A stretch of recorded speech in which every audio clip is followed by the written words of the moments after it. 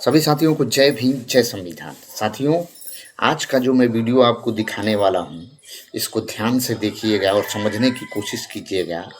जब अंग्रेज़ थे हमारे देश में तो उन्होंने एक किताब लिखी थी और उस किताब में ये जिक्र किया था कि जितने भी ब्राह्मणवादी लोग हैं वो लोग कभी न्यायप्रिय हो ही नहीं सकते। और आज देख लीजिए, पूरे देश के सरकारी महकमों में इनका कब्जा है और सबसे ज़्यादा लोग यही हैं, यही भरे पड़े हैं और कोई नहीं है। और ये लोग आरक्षण का रोना रोते हैं लोगों को बेवकूफ़ बनाने के लिए। तो सबसे पहले आप ये वीडियो देखिए और देख करके एक दूसरे को शेयर कीजिए। 15 अगस्त 1947 को भारत में प्रशासन में 3% ब्राह्मण, 33% मुसलमान और 30% कायस्थ थे। जैसे ही ब्राह्मण भारत का शासक बन गया, वैसे ही जो अंग्रेजों की दृष्टि से नालायक थे, वे भारत के नियंत्रणकर्ता होने के बाद सभी लायक हो गए और बाकी सारे नालायक हो गए। कोलकाता हाईकोर्ट में प्रीवी काउंसिल हुआ करती थी। अंग्रेजों ने नियम बनाया था कि कोई भी ब्राह्मण प्रीवी काउंसिल का चेयरमैन नहीं हो सकता है। क्यों नहीं हो सकता? इसके उत्तर में अंग्रेजों ने लिखा है कि ब्राह्मणों में जुडिशियस कैरेक्टर, न्यायिक चरित्र नहीं होता है। यहां यह समझना बहुत जरूरी है कि इसका क्या मतलब होता है। दरअसल जुडिशियस कैरेक्टर का मतलब होता है कि जब दो वकील बहस कर रहे हों तो जज पहले वकील की बहस ध्यानपूर्वक सुने, फिर दूसरे वकील की बहस ध्यानपूर्वक सुने। दोनों वकीलों के तर्क और बहस सुनने बाद वो निर्णय करता है कि सही क्या है, जिसके बाद वो न्यायपूर्वक फैसला देता है। इसे ही जुडिशियस कैरेक्टर कहते हैं। अब अंग्रेजों की उस बात पर कि ब्राह्मणों में न्यायिक चरित्र नहीं होता पर गौर करने के लिए एक उदाहरण लेते हैं। ये बात उस समय की है जब जस्टिस एएस आनंद सुप्रीम कोर्ट के चीफ हुआ करते थे। तब उनकी बेंच में तमिलनाडु का एक वकील बहस कर रहा था। जस्टिस एएस आनंद उस वकील की बात सुन ही नहीं रहे थे, तो उस वकील ने जूता निकाला और जस्टिस एएस आनंद को फेंक कर मारा। जस्टिस एएस आनंद ने तुरंत आदेश दिया, इसको गिरफ्तार करो। वकील को तत्काल गिरफ्तार करके उस कटघरे में खड़ा किया गया और पूछा गया कि तुमने जज साहब को जूता क्यों मारा।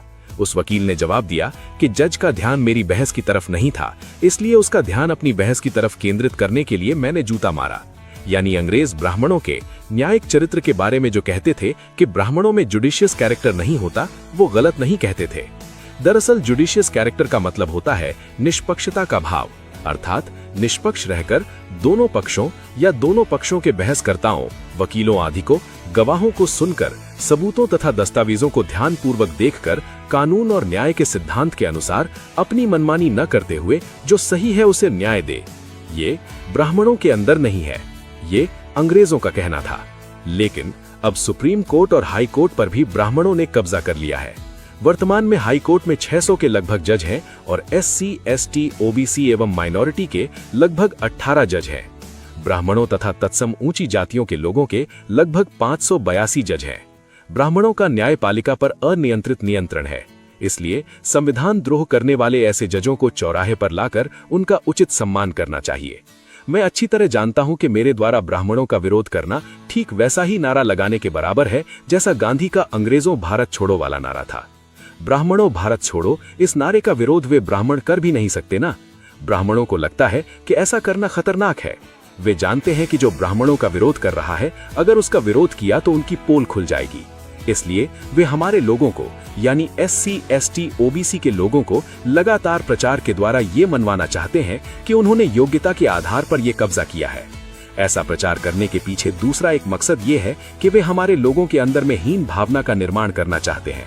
और जब किसी के अंदर हीन भावना का निर्माण हो जाता है तो वो खुद ही स्वीकार कर लेता है कि मैं नीच और कमजोर हूं, मैं इसी के लायक हूं और मुझे ऐसे ही रहना चाहिए।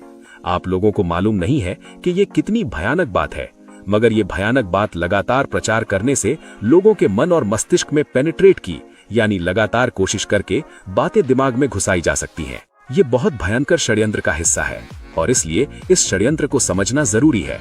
यदि आप इस षड्यंत्र के विरोध में कोई आंदोलन खड़ा करना चाहते हैं तो वो आंदोलन तब तक खड़ा नहीं किया जा सकता है जब तक आप इस षड्यंत्र को नहीं जानते हैं, और तब तक आप कोई भी प्रतिकार भी नहीं कर सकते हैं।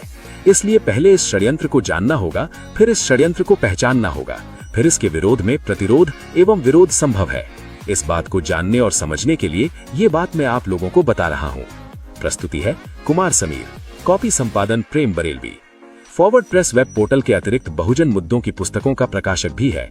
एफपी बुक्स के नाम से जारी होने वाली ये किताबें बहुजन, दलित, ओबीसी, आदिवासी, घुमंतु, पसमानदा समुदाय के साहित्य, संस्कृति व सामाजिक राजनीतिक की व्यापक समस्याओं के साथ साथ इसके सूक्ष्म पहलुओं को भी गहराई से उजागर करती हैं।